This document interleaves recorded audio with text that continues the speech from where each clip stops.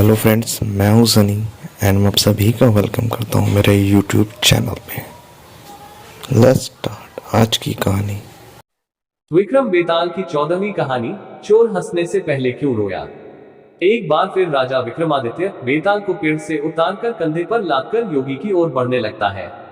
इस दौरान बेताल फिर से राजा को एक नई कहानी सुनाता है और शर्त वही होती है, अगर राजा ने मुंह खोला तो वो उड़ जाएगा और जवाब पता होते हुए भी नहीं दिया तो राजा की गर्दन को धड़ से अलग कर देगा। बेताल राजा को सुनाता है। बहुत साल पहले अयोध्या नगरी में वीरकेतु नाम का एक राजा राज करता था। उसी राज्य में एक साहूकार भी रहता था। धनी साहूकार का नाम था रत्नदत्त। उसकी एक ही सुंदर सी बेटी थी रत्नावती। रत्नावती के लिए कई रिश्ते आए, लेकिन उसने किसी से भी शादी करने के लिए हाँ नहीं की। इस वजह से उसके पिता काफी परेशान थे। रत्नावती को सिर्फ सुंदर और धनवान नहीं बल्कि बुद्धिमान और बलवान वर चाहिए था। एक और रत्नावती के पिता अपनी बेटी से परेशान थे। दूसरी ओर नगर में चोरी शुरू होने लगी थी, जिस वजह से रत्नदत्त को हर समय यह डर सताता था कि कहीं उसके घर से चोर सारा धन न लेकर चला जाए। इसी बीच रत्नावती की मुलाकात उस चोर से हो जाती है। रत्नावती को लोगों के घरों से फल तोड़कर खाने में बड़ा आनंद आता था। वह चोर रत्नावती को आम चुराना सिखाता है। वह लड़की उससे बहुत प्रभावित होती है और रोज उससे मिलने लगती है।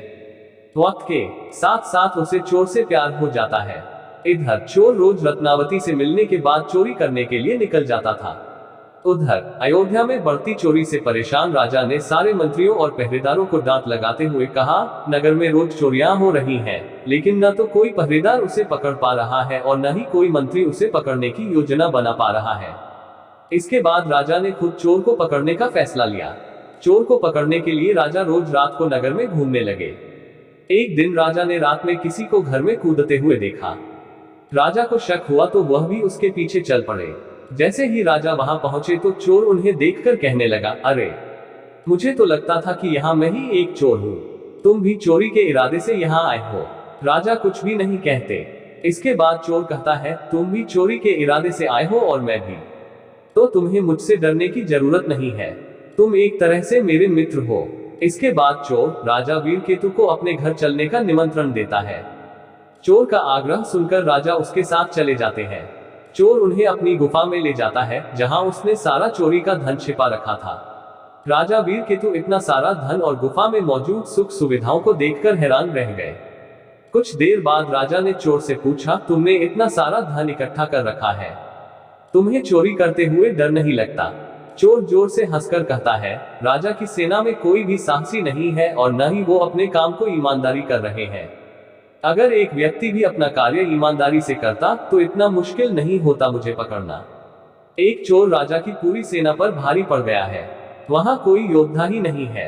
यह सुनते ही राजा ने अपनी तलवार निकाली और चोर से युद्ध करके उसे अपना बंदी बना लिया। चोर हैरान रह गया। उसे कुछ देर बाद समझ आया कि इतनी देर से राजा भेष बदलकर उसके साथ थे। राजा वीरकेतु उसे अपने साथ राजमहल ले जाते हैं और फांसी पर चढ़ाने की सजा सुना देते हैं। जैसे ही इस बात का ऐलान होता है कि चोर पकड़ा गया और उसे फांसी होने वाली है, तो रत्नावती परेशान हो जाती है। उसे पता चल गया था कि राज्य में जो चोरी कर रहा था वही उसे आम चुराना सिखाता था। परेशान होकर रत्नावती अपने पिता रत्नदत्त से कहती है, पिताजी, जिस व्यक्ति को मैं मन ही मन अपना पति मान चुकी हूँ, उसे राजा ने पकड़ लिया है और वो उसे फांसी पर लटकाने वाले हैं।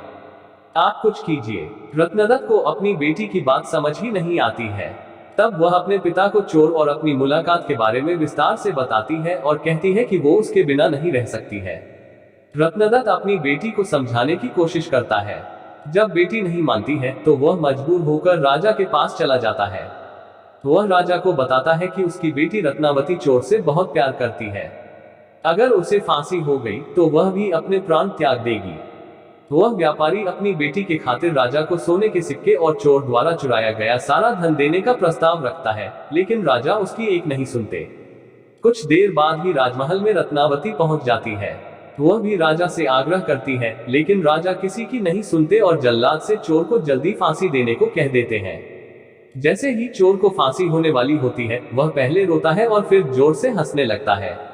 उस चोर को फांसी होते ही लड़की भी अपने प्राण त्यागने की कोशिश करती है। उसी वक्त आकाशवाणी होती है। भगवान रत्नावती से कहते हैं, हे पुत्री, तुम्हारा प्रेम बहुत पवित्र है। तुम्हारे इस प्यार को देखकर हम बहुत खुश हुए हैं। तुम मांगो जो भी तुम्हें मांगना है।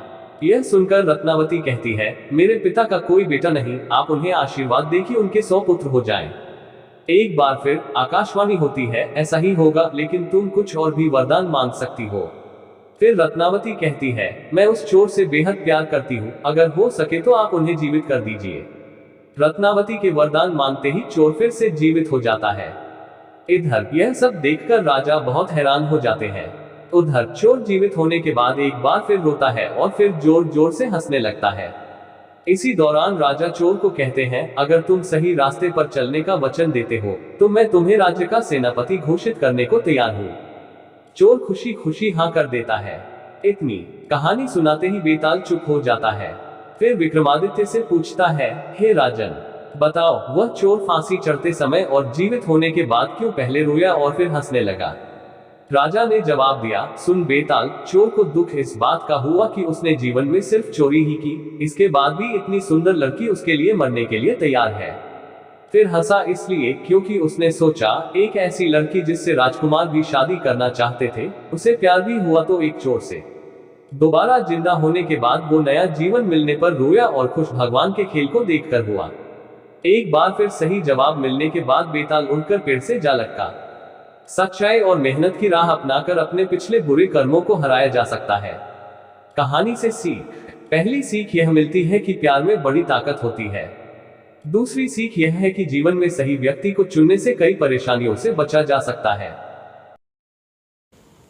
आई होप आपको ये वीडियो बहुत पसंद आ रही होगी। प्लीज़ सब्सक्राइब करना ना भूलें ताकि ऐसी ही अच्छी अच्छी वीडियो मैं आपके लिए लाता रहूं। Please keep support, keep subscribe.